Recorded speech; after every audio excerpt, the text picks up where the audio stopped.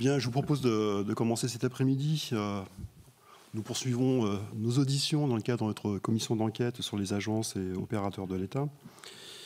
Monsieur le Président, Madame la Directrice, Madame la Directrice adjointe, Monsieur le Président précédent, chers collègues, nous recevons aujourd'hui Monsieur Jean Verdier, Président, et Madame Laurence Verdeau et Madame Laurence Forêt-Aune, Directrice adjointe, et Monsieur Philippe Henry, donc ancien Président, de l'Agence Bio, dont le nom complet est Agence française pour le développement et la promotion de l'agriculture biologique.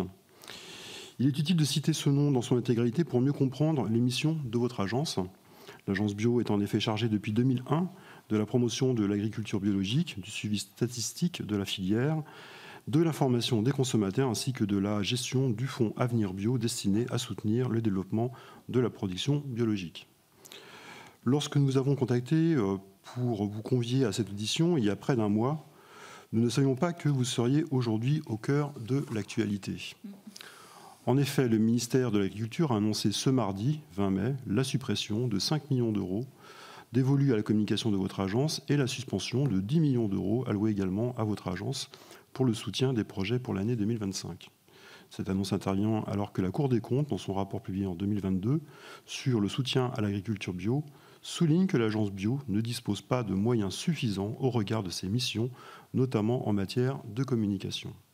La Cour des comptes appelait alors à vous donner plus de moyens humains et financiers, notamment par une mobilisation financière accrue des interprofessions agricoles et par l'augmentation des subventions pour charges de services publics. Évidemment, une première série de questions s'impose. Pouvez-vous nous confirmer les informations parues dans la presse? Avez-vous été associé au préalable à ces éventuelles décisions? Et quelles en sont les conséquences concrètes sur votre activité? Je suis sûr que vous aurez à cœur de nous éclairer sur cette question importante et même majeure au regard du budget de votre agence. Ensuite, nous souhaiterions nous arrêter aujourd'hui sur la particularité juridique de votre agence. En effet, sa forme est celle d'un groupe d'intérêt public, un GIP, et non d'un établissement public. J'aurais donc quelques questions à vous poser à ce sujet. Pour quelles raisons cette forme juridique a-t-elle été choisie? Quelle est la participation des différents partenaires au financement de ce GIP? De même, dans quelle mesure ces mêmes partenaires participent-ils aux prises de décision? Ne serait-il pas plus simple que ces missions soient exercées par un établissement public en concertation, bien entendu, avec les professions du secteur? À ce sujet, que pensez-vous du souhait exprimé devant nous par un responsable des syndicats agricoles d'une plus grande implication des professionnels agricoles dans l'agence bio afin de mieux aligner le développement de l'agriculture bio avec le marché?